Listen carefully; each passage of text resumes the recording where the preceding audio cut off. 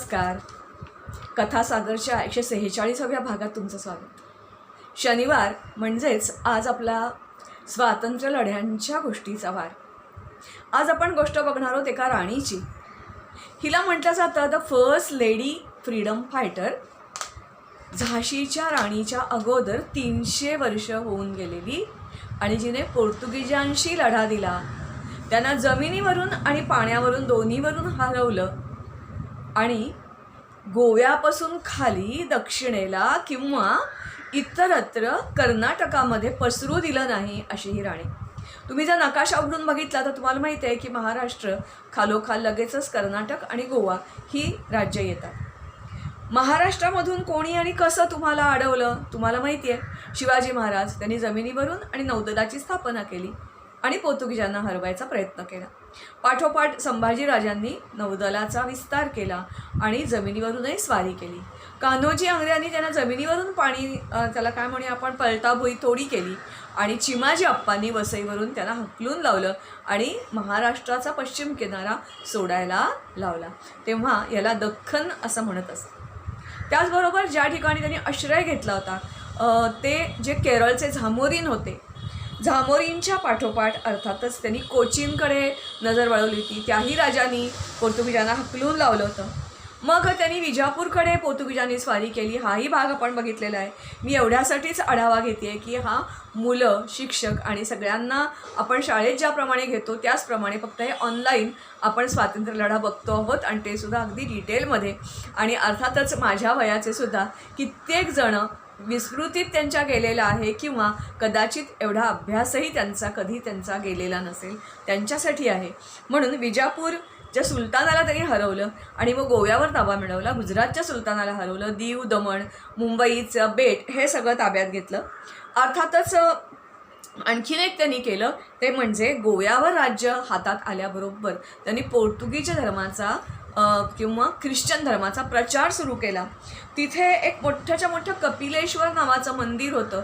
ते पाडून टाकलं गेलं आणि त्या जागी प्रचंड मोठं चर्च पोर्तुगीजांनी उभारलं. याच्यानंतर मग त्यांनी आता त्या भागाचं नाव कदाचित वेगळं असेल पण कन्नार नावाचा जो भाग होता त्याच्यावर ताबा मिळवला आणि ते मेंगलोरवर चाल करून गेले. मेंगलोरवर नुसते चाल करून गेले असं नाही तर त्यांना आता चांगला पक्का गोव्यामध्ये पाया मिळाला होता. युरोपमधून मदत मिळत होती. त्याच्या जोरावर त्यांनी मँगलोरचा नाश आरंभला. तिथलं एक देऊळ होतं ते देऊळ पाडलं. बंदराचा नाश केला. शहरात जाळपोळ सुरू केली आणि अर्थातच पाठोपाठ ही जी राणी जिचं आपण बघणार आहोत नाव अजून सांगितलेलंच नाही आहे तिने सावध होऊन पवित्रा घेतला. ही कोण होती राणी? तरी एक राणी नव्हती तर जशी आपण पुढे बघणार आहोत गुजरातची राणी जिने मोहम्मद गोरीला हरवलं. नैकावती आणि कुर्मादेवी ह्या दोघी जशा माया आणखीनमध्ये आई आणि मुलगी तशी अबक्का 1 आणि अबक्का 2. अबक्का 1 आणि अबक्का 2 ह्या राणीची नावं आहेत की त्या घराण्याची नावं आहेत कळायला मार्ग नाही. तिच्यावर संशोधन मात्र सुरू आहे. आत्ता लेटेस्ट कोणीतरी शोध घेतला सुद्धा असेल. इतिहासाने जिला खोल खोल खोल अंधारात लोटून दिलं होतं. लोकगीतामध्ये फक्त ती शिल्लक होती. स्थानिकांच्या नोंदीमध्ये शिल्लक होती. तिथे जे तिचं उलाल नावाचं संस्थान आहे त्याच्यामध्ये किल्ला पण आहे. एक शिवमंदिर आहे आणि गंमत म्हणजे हे जे शिवमंदिर आहे ते समुद्राच्या काठी आहे आणि तिथले दगड रंग बदलतात. पाणी रंग बदलते अशी त्याची खाती आहे. त्यामुळे भरपूर तिथे लोक येतात, प्रवासी येतात, पर्यटक येतात. या शिवमंदिरात दरवर्षी उत्सव साजरा केला जातो. राणीच्या नावाने बक्षीस दिलं जातं आणि वाजपेयी सरकार म्हणजे वाजपेयी जेव्हा पंतप्रधान होते तेव्हा त्यांनी तिच्या नावाचं पोस्टाचं तिकीट काढलं. नौदलानं तिच्या सन्मानार्थ गस्ती बोटींना जी फ्लीट बनवली तिला या राणी अबक्काचं नाव दिलं गेलं. तिथे तिचा एक मोठा पुतळा उभारला गेला आणि आताही विमानतळ किंवा आणखीन मोठ्या ह्याला तिचं नाव द्यावं अशी मागणी लोकांच्याकडून येते. नौदलामध्ये अर्थातच तिला मान सन्मान दिला जातो कारण समुद्रातून पार हाकून लावलं. समुद्राचं आरमार जे पोर्तुगीजांचं होतं त्याचा टोटल नाश या भागात तिने केला अशी ही राणी अबक्का 1 आणि 2. अर्थातच मी तुम्हाला म्हटल्याप्रमाणे ही जी राणी अबक्का होती ती असं म्हणतात की गुजरातची माहेरवाशीण आणि गुजरातवरून मग हे लोक दक्षिणेमध्ये गेले. तसंच असंही म्हणतात की ही जी कर्नाटकची राणी होती, म्हणतात म्हणजे सत्य आहे की ती नंतर मग दक्षिणेत गेल्यानंतर विजयनगरचं जे साम्राज्य होतं त्याचे अनेक छोटे छोटे मांडलिक राजे होते.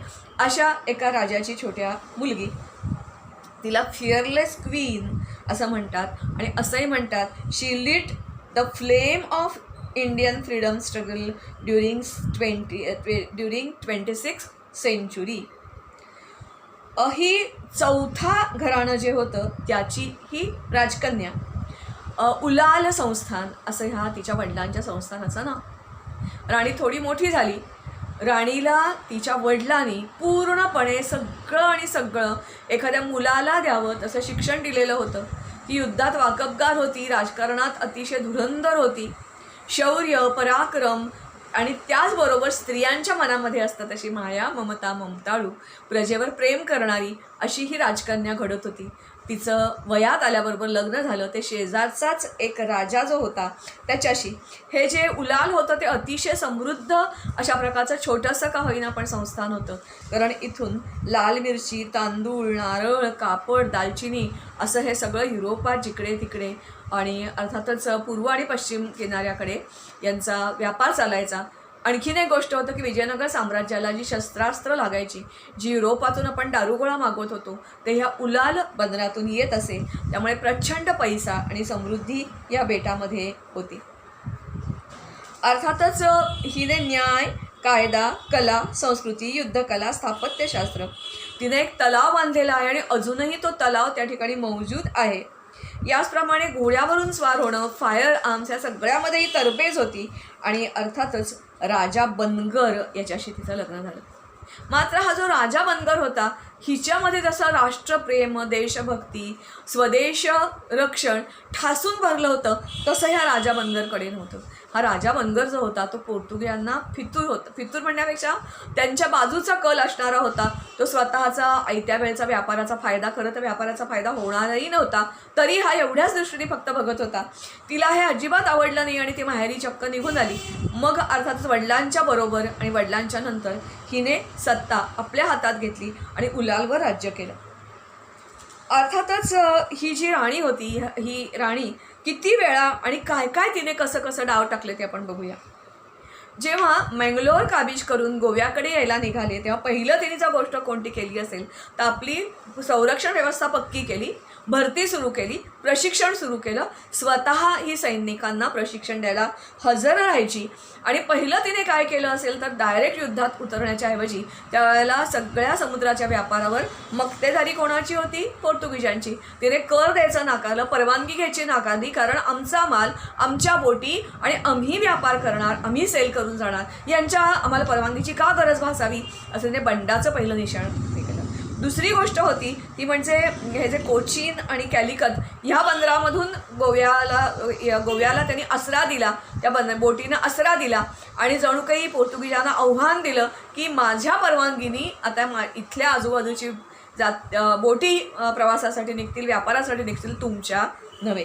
याच्यानंतर तिने सैन्याची जशी जमवाजमव स्वतःच्या राज्यात सुरू केली तसं आसपासच्या सगळ्या राजांना, त्याच्यामध्ये मग विजापूर आलं, आदिलशाही आलं, त्याचे नवाब आले, नंतर झामोरीन आणि कोचीनचे हिंदू राजे आले, सगळ्यांना तिने निरोप पाठवला की हे परकीय आक्रमण आहे आणि याच्या विरुद्ध उभं राहायला आपण सगळ्यांनी सज्ज झालं पाहिजे. आणि सुरुवातीला ती काही लढे स्वतः लढली, पण या शेजारच्या राजांनी सुद्धा नंतर तिला मदत केली. पोर्तुगीजांवर तिने जमिनीवरून आणि समुद्रावरून दोन्हीकडून कधी हल्ला चढवला तर कधी हल्ला झेलला आणि परतवून लावला. किल्ला आणि बंदर दोन्ही अभेद्य राखण्यासाठी शेवटपर्यंत झगडत राहिली. पोर्तुगीजांनी पहिला हल्ला केला तो 1515मध्ये. बघा, राणीचं 1857 आणि पहिला हल्ला पोर्तुगीजांनी केला तो 1555. यामध्ये त्यांनी फक्त समुद्रावरून हल्ला केला. त्यांना म्हटलं ही एवढीशी संस्थान, एवढीशी ही राणी, तिचा नवऱ्याला सोडून आलेली, हिची काय ताकद असणार. तिला त्यांनी काय दिलं, त्यांचा जो कोण ॲडमिरल होता त्याला अशी आज्ञा केली की जा आणि राणीला कैद करून घेऊन या. मात्र राणी कैद व्हायची तर दूरच राहिली, पण ह्या ज्या सगळ्या बोटींचा ताफा उल्लालकडे येत होता त्या बोटींच्या ताफ्यांना राणीच्या सैन्याने, नौदलांनी चक्क जलसमाधी घेतली, जलसमाधी दिली. एकही बोट, एकही माणूस परत फिरू शकला नाही. पोर्तुगीज आता आणखीन सावध झाले, त्यांना अपमान वाटला आणि मग त्यांनी ॲडमिरल डोम याला आणखीन मोठी फौज, आणखीन मोठं जहाजं असं देऊन पाठवलं. आता त्याला सांगितलं गेलं नुसतं अटक करा नाही, तर अटक करा आणि मारून टाका राणीला, अटक करा आणि मारून टाका. मात्र तोही जखमी होऊन परतला आणि परत पोर्तुगीजांना नुकसान सोसावं लागलं.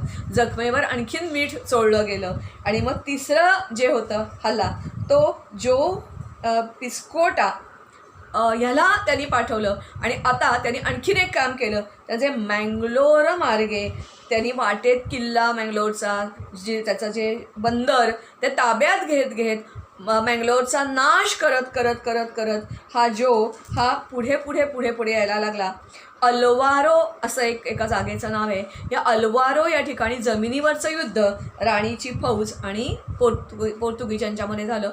राणी स्वतः पुरुष वेशामध्ये लढाईत उतरली. ती घोड्यावर स्वार होती आणि अत्यंत आवेशाने आपल्या सेनेला प्रेरणा देत होती. हल्ला करा, मारा, झोडा, सोडू नका, हे परकीय आहेत, मातृभूमीचं रक्षण करणं आपलं कर्तव्य आहे. एक ना दोन जोरात रणचंडी तिच्या अंगात संचारली होती. आणि अर्थातच याचा परिणाम काय व्हायचा तोच झाला. पोर्तुगीजांचा टोटल पराभव झाला. मात्र राणी इथेच थांबली नाही. आपण नेहमी जी चूक करतो किंवा केली ती तिने केली नाही. त्यांचा पाठलाग करत करत करत करत मँगलोरवरून तिने हकलवून लावलं. मात्र तिला नक्की माहिती होतं की पोर्तुगीज स्वस्त बसणार नाहीत, परत येणार. जेमतेम 1 वर्ष शांततेत गेलं आणि मग तिच्या अंदाजाप्रमाणे परत 1567 आता त्यांनी चक्क उल्लाल किल्ल्यावरच हल्ला चढवला. हल्ला चढवला खरा, मात्र किल्ल्यामध्ये त्यांना प्रवेशसुद्धा घेता आला नाही आणि अर्थातच त्यांना परत फिरावं लागलं. परत एक काही महिन्यांचा गॅप गेला आणि 1567-68 परत पोईनीरो या नावाचा एक सैन्य अधिकारी तो आला. आल्याबरोबर त्यांनी काय केलं असेल, तर उलाल गाव जे होतं ते उलाल गाव सगळं जाळलं आणि किल्ल्याला वेढा देऊन किल्ल्यावर वर चढायला लागला. मजामध्ये त्याला आश्चर्य वाटलं, अरे किल्ल्यात काहीच प्रतिसाद कसा येत नाही, इतका शांतपणे तो कसा जाऊ शकतोय. तो जेव्हा वर गेला त्यांनी बघितलं तोपर्यंत संध्याकाळ होत आलेली होती आणि किल्ला खाली होता. एकही माणूस दिसत नव्हतं, एकही संपत्तीची खूण दिसत नव्हती. राणीने सगळा किल्ला खाली केला आहे आणि ती कुठेतरी निघून गेली आहे असं दिसत होतं. ते सत्यही होतं. तिने खरोखरीच पोर्तुगीजांची चाहूल लागल्याबरोबर आडमार्गाने ती आणि तिचे काही सैनिक किल्ल्याबाहेर सटकलेले होते आणि त्यांनी शेजारच्या राज्यात थोडासा जवळच एक शांतपणे आडोसा शोधून ते उभे होते. जसजशी संध्याकाळ व्हायला लागली तसतशी राणी आणि तिची मोजके 200 सैनिक किल्ल्यामध्ये प्रगटले. हा पोर्तुगीज सरदार जो होता तो शांत होता, निर्धास्त होता. आणि मग रात्रीचं जेवण घेत आहेत, शांत पहुडलेले आहेत, सैन्य दमलेलं आहे दिवसभर कारवाई करून. अशा वेळा राणी आणि तिच्या निवडीत फौजेने प्रचंड हल्ला चढवला. त्याच्यामध्ये हा सरदार तर मारला गेलाच गेला. अनेक सैनिकांची ते चक्क क्रूरपणे कत्तल केली. क्रूर हा शब्द वापरता येणार नाही आपल्याला, कारण जेव्हा आपल्यावर हल्ला केला तेव्हा तो क्रूरपणा, आपण त्याला प्रतिसाद दिला, मग क्रूर का हा शब्द वापरायचा. तिचं त्याने कर्तव्य केलं. राजाला, देशाला आणि राणीला आणि भारतवर्षाला हे काय म्हणूया आपण, त्याचे विरोधक आहेत, शत्रू आहेत, शत्रूंचा समाचार घेतला असं आपण म्हणूया. जेमतेम 50-60 उरलेले पोर्तुगीज सैनिक स्वतःचा जीव वाचवत पळून गेले आणि अर्थातच हा जो होता तो जखमी झाला, जबर जखमी झाला. 70 सैनिकांना तिने कैदही केलं. पोर्तुगीज घाबरले आणि बिथरले सुद्धा. त्यांनी जशी लढाईची तयारी सुरू केली तशी राणीने लढाईची तयारी सुरू केली. इतर राज्यांची मदतही मागितली, पण मधल्या काळामध्ये ती स्वतः जैन होती. अनवाणी पायाने ती सबंध राज्यभर फिरायची, घोड्यावरून रपेट करायची, सगळ्या लोकांची दुःखदर्द काय आहेत ती समजून घ्यायची. तिने एक मलाली नावाचं धरण मधल्या काळात बांधलं आणि अगदी साधी होती. म्हणजे नंतर एक जो प्रवासी आला त्यांनी वर्णन करून ठेवलं आहे की राणी असून इतकी साधी आम्ही कधी अपेक्षाच केली नव्हती. तिच्या डोक्यावर जे चामर धरलं होतं ते चक्क नारळाच्या झावळ्यांचं होतं आणि एकदम साधी आणि देवभक्ती करणारी, जैन धर्माचं पुरं पालन करणारी. तुम्हाला माहीत आहे जैन मुनी कसं असतात, ते अहिंसा हा व्रत पाळतात, काहीही खाण्यापिण्याचे निर्बंध पाळतात, उपास तापास करतात. अशी ही जैन धर्माचं पालन करणारी राणी. आणि सैनिकांना प्रशिक्षण तिनं दिलं विजापूर, अहमदनगर आणि झामोरींचा यांचे जे नवाब होते ते झामोरींचा राजा यांची मदत घेतली. स्वतः पुरुष वेशात उतरून ही सगळ्या सैनिकांना प्रशिक्षण देई. आता हा जो पोर्तुगीज होते त्यांनी काय केलं असेल तर हिचा जो राजा नवरा होता की ज्याच्याजवळ ती राहत नव्हती, त्याला सोडून ती आलेली होती, त्यालाच त्यांनी बनगर, त्याला त्यांनी हाताशी धरलं, त्याला पैशाचं प्रलोभन दाखवलं, आणखीन कसलं प्रलोभन दाखवलं. आणि हा पण थोडा बिथरला होता ना की अशी कशी बायको सोडून गेली, अपमान होता ना त्या काळी, आणि माहेरी जाऊन राहिली आणि तिचं कौतुक करतायत सगळीजणं, पोर्तुगीजांना कशी भिडतीये. त्याच्याही मनात द्वेष आणि याचं काय म्हणूया आपण त्याला, राणीच्या विरुद्ध अशा प्रकारचं किलमिश मनात उभं राहिलं होतं. त्यांनी पोर्तुगीजांची साथ दिली. किल्ल्याच्या वाटा, चोरवाटा, खजिना सगळं दाखवलं. पोर्तुगीज किल्ल्यात शिरले. पोर्तुगीजांनी राणीला तिच्या 2 मुलींना अटक केली. अटक केल्यावर तुरुंगातही हिने विद्रोह केला. ती मारली गेली. तिची जी दुसरी मुलगी होती राणी अबक्का, ही राणी आईच्यापेक्षा सवाई हुशार, सवाई शूर अशी निघाली आणि तिने पोर्तुगीजांचं अरमार जे चालून येत होतं तिच्यावर, त्या अरमाराचा तिने फायर आर्म्स म्हणजे तिथल्या स्थानिक भाषेत त्याला वेगळं नाव आहे, नारळाच्या झावळ्यांपासून केलेले थट्टू या थिटू असं त्याला म्हणतात, त्याचा तिने वापर केला. तिला देवदर्शनाला गेलेली होती, लांबून या पोर्तुगीज बोटी येताना दिसल्या. त्या पोर्तुगीज बोटींना सगळे फायर आर्म्स टाकून तिने जाळल्या. त्या टाकल्याबरोबर सगळा त्यांचा जो साठा होता तो पेटला. सगळं अरमान समुद्रात डुबलं आणि नामुष्की होऊन पोर्तुगीजांना परतावं लागलं. अशी ही राणी अबक्का आणि राणी अबक्का 2. यानंतर मात्र पोर्तुगीजांनी तिच्या मँगलोरकडे किंवा उलालकडे वाकड्या नजरेने बघितलं नाही. अशी ही थोर राणी अबक्का 1 आणि अबक्का 2.